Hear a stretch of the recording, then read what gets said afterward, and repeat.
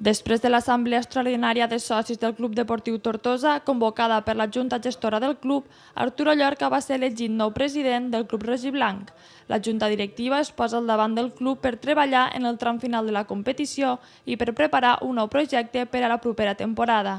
Com molts clubs de la categoria, el Club Deportiu Tortosa es troba en una situació econòmica delicada, però res que no es pugui arreglar amb una bona gestió i molt d'esforç, segons ha declarat el nou president. És una situació complicada, però com tots els equips actualment estan, però reversible. Mira, estos dies hi ha molta gent, han trobat pel carrer que diuen no, esteu bojos o sou uns inconscients per agafar el club tal com està.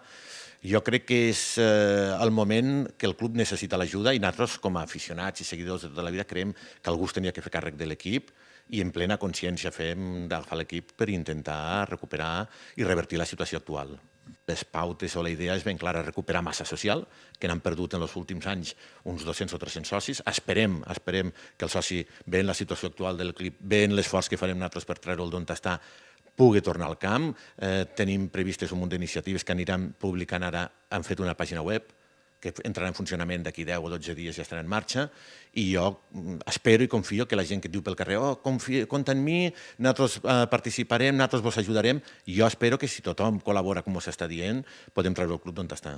Recuperar massa social, augmentar el número de socis i potenciar el futbol base són algunes de les premisses en les que treballarà la nova junta directiva per portar el Club Deportiu Tortosa a tercera divisió.